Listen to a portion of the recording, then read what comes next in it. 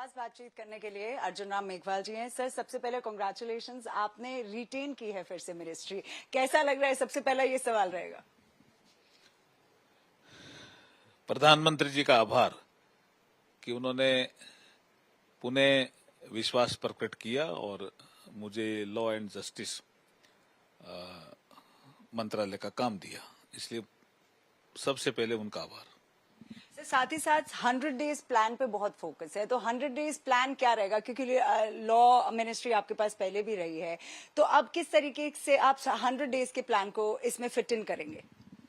देखिए, जो हमारी प्राथमिकताएं हैं उनके बारे में मैंने अभी जिक्र किया है, आपको भी बता देता हूं।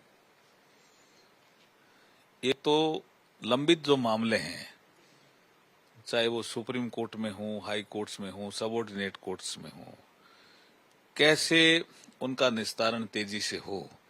इसके लिए आपने देखा होगा कि आईपीसी, सीआरपीसी, एविडेंस एक्ट जो नए रूप में आ रहे हैं, भारतीय न्याय संहिता, भारतीय नागरिक सुरक्षा संहिता और भारतीय साक्ष्य अधिनियम, वो 1 जुलाई से लागू हो रहे हैं। तो ये सबसे बड़ी प्राथमिकता है कि ये ढंग से लागू हों और उसके लिए वर्कशॉप हो, सेमिनार हो, जनता जागरूक हो, जो भी स्टेक होल्डर हैं उनको इसकी पूरी जानकारी हो। ये बड़ा विषय है।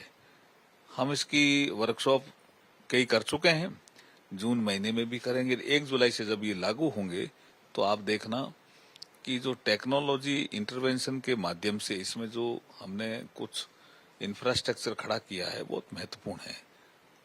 जो टाइमलाइन तय की है वो भी बहुत महत्वपूर्ण है, और जो 0 एफआईआर का प्रावधान किया है वो भी महत्वपूर्ण है। ये विषय इतने महत्वपूर्ण है कि आने वाले समय में जो हमारा क्रिमिनल जस्टिस सिस्टम है उसमें बहुत सकारात्मक प्रभाव पड़ने वाला है। साथ ही साथ अगर यूसीसी की बात करते हैं तो मैनिफेस्टो में भी इसकी चर्चा रही थी। अब क्या यूसीसी पे काम तेजी से होगा? किस तरीके से हम देख पाएंगे यूसीसी को? अब कितना जल्दी? हमारी मैनिफेस्टो में है ना, आपको बताएंगे उसके बाद।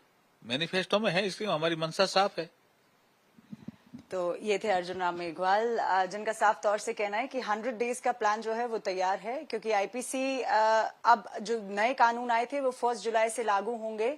तो अब देखना ये होगा कि 100 डेज प्लान में कितना सक्सेस हो पाती है law and justice ministry. Video journalist Avinash के साथ महिमा कटारिया, ITV।